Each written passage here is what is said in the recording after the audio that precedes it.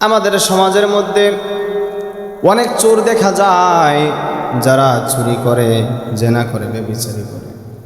বিভিন্ন ধরনের মানুষ যারা দেখবেন এই বাংলার জমিনের মধ্যে বহু ধরনের মানুষ আছে, কথা বলেন ঠিক কিনা? বন্ধুরে আমার, কোনো দিকে কোনো নজর দিবেন না। সেই মহান মালিক আপনি যা দুনিয়ার মধ্যে করবেন, সেই মহান আল্লাহ সব কিছু দেখে নেবেন কে? আপনি যদি অন্ধকারে গুনাহ করেন, সেই গুনার খবর কে জানে?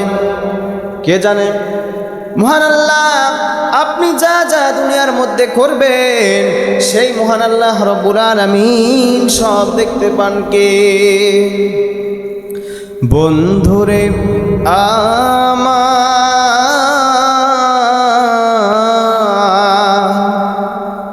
এই দেশের মধ্যে চোর আছে না নাই? দেশের মধ্যে চোর আছে। তিনজন এক জামানার মধ্যে চোর ছিল। কয়জন? তিনজন চোর ছিল। তারা কিভাবে আল্লাহর তাকওয়া অবলম্বন করলো, আল্লাহকে বিশ্বাস করলো? বন্ধুরে আমার, তিনজন ব্যক্তি চুরি করে রে বাবা। চুরি করতেই থাকে। দেখবেন খারাপ পোলাপানের সঙ্গে দেখবেন একজন ভালো মানুষও থাকে, ঠিক কিনা? সে একজন ব্যক্তি তার সঙ্গে আছে, চুরি করতেই থাকে। বলে আমি আর চুরি করব না, আর চুরি করব না। তখন বন্ধুরা ডাক দিয়ে বলে, না রে না, না চুরি করলে খাবি কি? না চুরি করলে খাবি কি? উল্টা পাল্টা ভয় দেখায়, তারপর সে আবার চুরি করতে শুরু করে দেয়। ও মুসলমান বাবাজিরা রে আমার, কোনো দিকে কোনো নজর দিবেন না। আল্লাহ রাব্বুল আলামিন বলেন, বান্দারে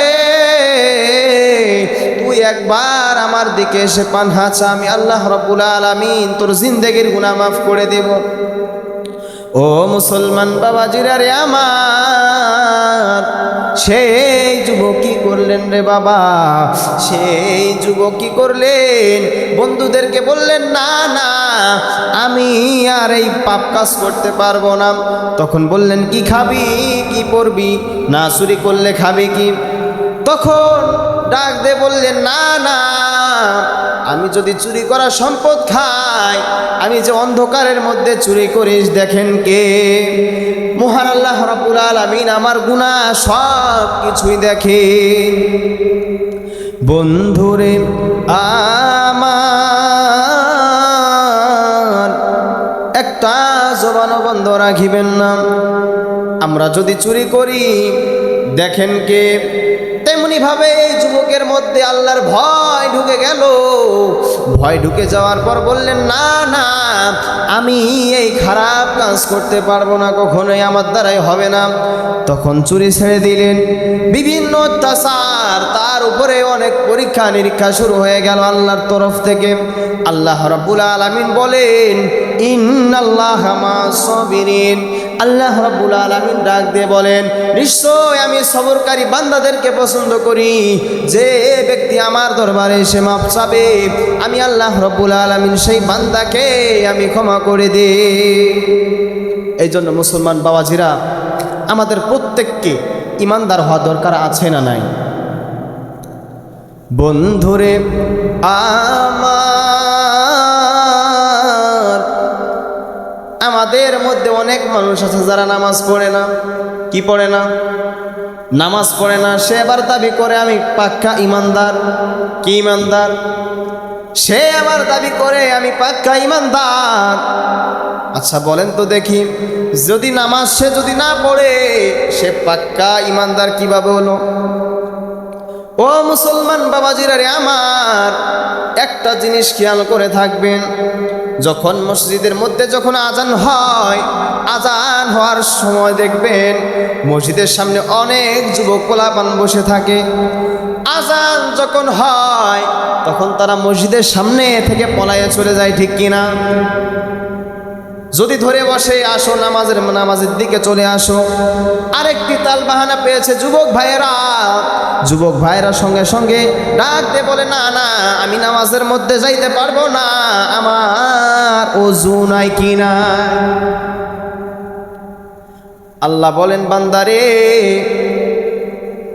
ওযু নাই, কিন্তু আমি নিঃস্বার্থভাবে বান্দা তোরা আমি দুনিয়ার মধ্যে পাঠাইলাম এই মোবাইল টিপার জন্য নয়, নামাজের সময় গেম খেলার জন্য নয়, নামাজের সময় গান শোনার জন্য নয়, নামাজের সময় খারাপ কাজ করার জন্য নয় রে বান্দা। আল্লাহ বলবেন, বান্দা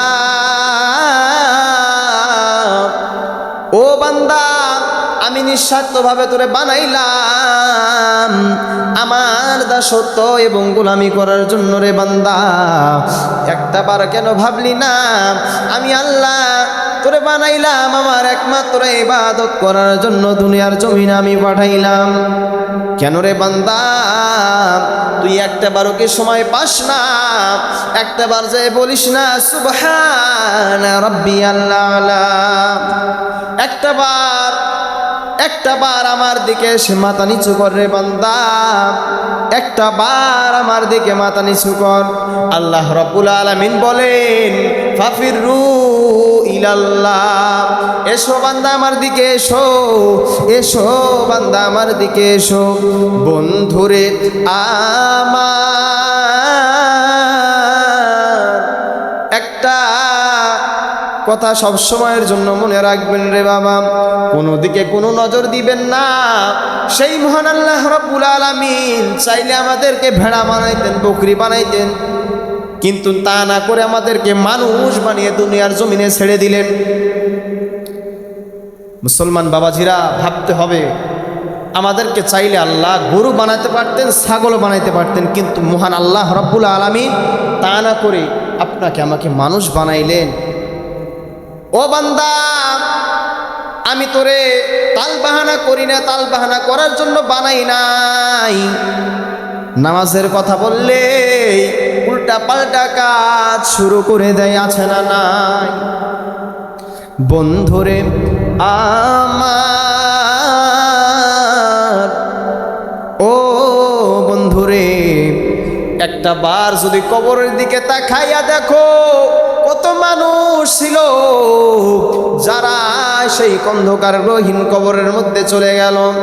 আপনি যে বন্ধুর সঙ্গে আড্ডা দিয়ে দিয়ে সময়টাকে নষ্ট করে ফেলান, সেই বন্ধু আপনার কবরের মধ্যে আপনার দায়ী হবে না, আপনার সঙ্গের সাথী হবে না। হবে কি? আপনার বন্ধু আপনার কবরের সাথী হবে না। হাইরে, প্রকৃত বন্ধু তো সে যে বিপদের সময় পাশে থাকে। আচ্ছা বলেন তো ভাইয়েরা, আমাদের মধ্যেও তো অনেক বন্ধু আছে, বন্ধুর যখন বিপদ হয় বন্ধুকে বিপদের দিকেই ঠেলে দেয়, ঠিক কিনা? বন্ধুকে খারাপ ওয়াসওয়াসা দেয়, আছে না নাই? বন্ধুকে খারাপ ওয়াসওয়াসা দিয়ে বন্ধুকে পথভ্রষ্ট করে ফেলায়, বন্ধুকে নষ্ট করে ফেলায়। আইরে, বন্ধু তো বানাইতে হবে নামাজিওয়ালা বন্ধু, বন্ধু তো বানাইতে হবে আলেম উলামাকে। নবী করিম সাল্লাল্লাহু আলাইহি ওয়াসাল্লাম বলেন, ইন্নামাল উলামা ওয়ারাসাতুল আম্বিয়া, নিশ্চয়ই আলেম উলামাগণ আমার ওয়ারিস। আলেম উলামাকে যদি তোমরা সম্মান করতে পারো, তাহলে আমি নবী আমাকে স্বয়ং সম্মান করা হবে। সুবহানাল্লাহ বলবেন না? ও মুসলমান বাবাজি, কোনো দিকে কোনো নজর দিবেন না রে বাবা। আপনার মতো কত যুবক অ্যাক্সিডেন্ট করে মারা গেল, কত যুবককে দেখলাম, আমার সঙ্গের সাথী দেখলাম কবরের মধ্যে চলে গেল। হাইরে, দুনিয়া চিরস্থায়ী নয়, এ দুনিয়া হলো ক্ষণস্থায়ী। এ দুনিয়া কি? এ দুনিয়াতে আমরা কি সারা জীবনের জন্য আসছি? আমরা তো আবার চলে যাব কিছুদিন পর, ঠিক কিনা? বলেন তো, আমরা কি দুনিয়ার মধ্যে চিরস্থায়ীর জন্য আসছি না আবার চলে যাব?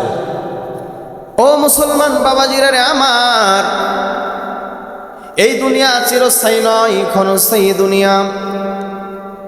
আবার আল্লাহ রাব্বুল আলামিন আপনাকে আমাকে ডাক দিয়ে নিয়ে চলে যাবে সেই অন্ধকার গ্রহীন কবরের মধ্যে। আচ্ছা বলেন তো দেখি, বাবাজিরা, যদি এই বাংলাদেশ থেকে বাইরের দেশে আমরা যদি যাই তাহলে পাসপোর্টও লাগে, ভিসাও লাগে। লাগে কি লাগে না? কথা কয় না, লাগে কি লাগে না? পাসপোর্টও লাগে, ভিসাও লাগে। যদি এমনি যাই হয়তো গুলি কইরা মাইরা ফালাইতে পারে।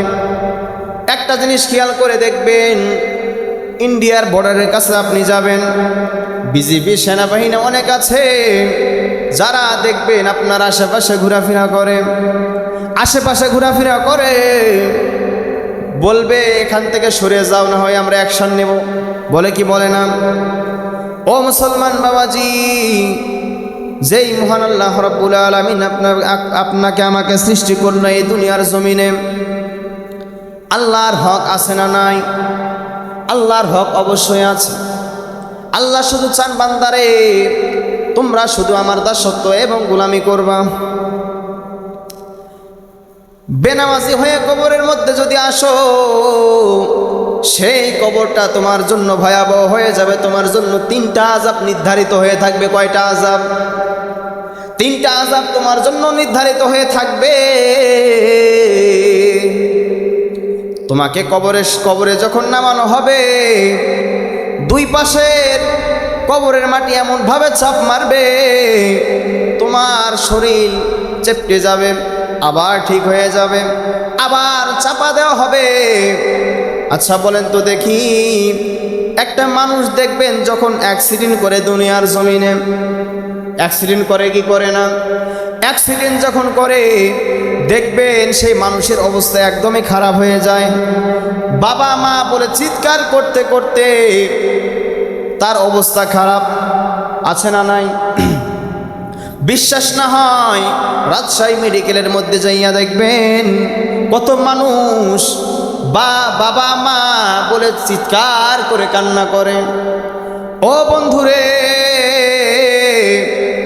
সেই কবরের মধ্যে যখন আপনাকে চাপা যখন মারা হবে, দুই পাশের মাটির চাপ যখন মারা হবে,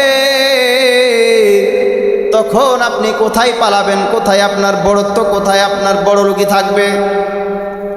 আল্লাহ রাব্বুল আলামিন বলেন, বান্দা ওই বেনামাজি হয়ে কবরের মধ্যে যখন আসবা, দুই পাশের কবরের মাটি চাপ এমন ভাবে মারবে হাড্ডি মাংস যা আছে ছিন্ন বিচ্ছিন্ন হয়ে যাবে। কি হয়ে যাবে?